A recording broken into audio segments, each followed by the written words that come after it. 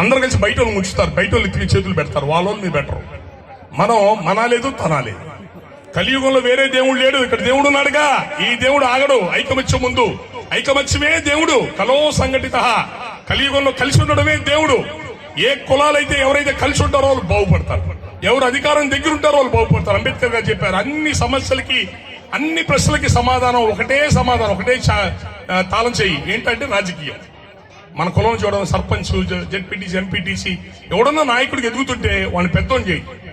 మీ సొమ్మేం పెట్టద్దు, ఓటేసినండి వెళ్ళి, కనీసం వాడికి వెళ్ళి కనీసం ఓటేసి ఇంటికి రండి. రేపు ఎలక్షన్లు అప్పుడు కూడా తీరిక శుభ్రంగా తిని మధ్యాహ్నానికి రెడీ అయి బయలుదేరు మాకు ఎలక్షన్ బూతులకి. ఖమ్మంలో ఏం చేస్తారంటే పొద్దున్న 8 ఓట్లు వేసేసి 9 గంటల నుంచి 5 దాకా వేరే చేత ఓట్లు ఇస్తారు.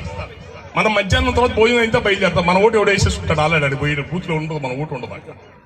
కాబట్టి మన పేద కులాల నుంచి పార్టీలు పెట్టి, రాష్ట్ర స్థాయిలో పార్టీలు పెట్టి నడిపే వ్యవస్థలు మనకు లేవు. పేద కులాల్లో అంత డబ్బు లేదు. అయినా సరే ఈ రోజున చిరంజీవి గారు పార్టీ పెట్టి 100 సీట్లు పైన బీసీకి ఇచ్చారు. 115 సీట్లు. మేమందరం గొడ్డు చాకిరీ చేసాం ఆ పార్టీకి. పార్టీ ఓడిపోలా. 18 సీట్లు అంటే ఓడిపోవటం కాదు, కానీ ఆయన్ని రోజు బెదరగొట్టి ఈ పార్టీ ఉంటే చచ్చినట్టు ఈ పార్టీతో పొత్తు పెట్టుకోవాలా, పవర్ షేరింగ్ ఇవ్వాలా. ఎందుకు పార్టీ లేకుండా చేస్తే పోతే ఆయన అసలే పిరుకోడు కదా. రోజు ఇంటికెళ్ళి బెదిరిస్తే సరిపోద్దిగా. సార్ మీ ఆస్తులు అయిపోతాయి, మీ ఎమ్మెల్యేలు వెళ్ళిపోతారు, మీరు నవ్వులు పాలైపోతారు, మొదటిసారి గెలవని పార్టీ ఇంకెప్పుడు గెలవదు. ఇలా రోజు ఇంటికెళ్ళి పీక్కు తినేవాళ్ళు.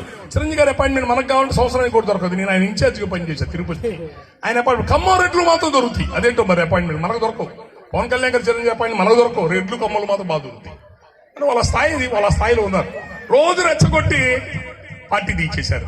మళ్ళీ రోడ్డు మీద పడ్డాం అందరం కలిసి. మళ్ళీ ఇప్పుడు రెడ్డి గారు చౌదరి గారి దగ్గర చేరాం. మళ్ళీ ఇప్పుడు ఈయన ఒకటి బయలుదేరాడు మా పవన్ కళ్యాణ్ గారు.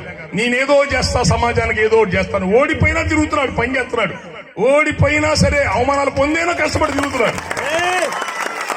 మొన్న పోయిన ఎలక్షన్లకి 22% జనాభా చెప్పారు కదా, మరి మిగతా కులం ఓట్లు తీసేయండి, మీ ఓట్లు పడాలిగా. 6% ఎట్లా వచ్చినాయి?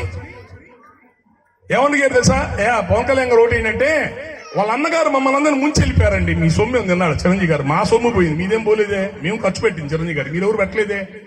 మేము పెట్టాం చిరంజీవి గారు, మీరు ఓటేశారు మహా అయితే అంతే. లేదండి, వాళ్ళ అన్నగారు మన పరువు తీశారు, రోడ్డు మీద పెట్టారండి మనల్ని. ఈయన ఈసారి ఓడిపోయినా నిలబడితే వేస్తాంలేండి అంటే ఎక్కడ చచ్చిపోయాక వేస్తారా ఈ పార్టీ కూడా?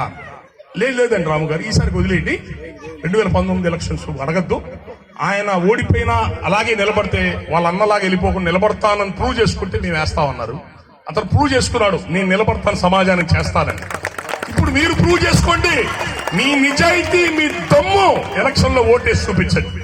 మీ దమ్ము ఏంటో ఎలక్షన్ లో ఓటేసి చూపించి పేద కులాలను, బీసీ ఎస్సీ కులాలను అందరినీ కలుపుకోండి. భారతదేశం అన్ని రాష్ట్రాల్లో బీసీ ఎస్సీలు ముఖ్యమంత్రులు అయ్యారు. ప్రధానమంత్రి కూడా బీసీ కులపోడు.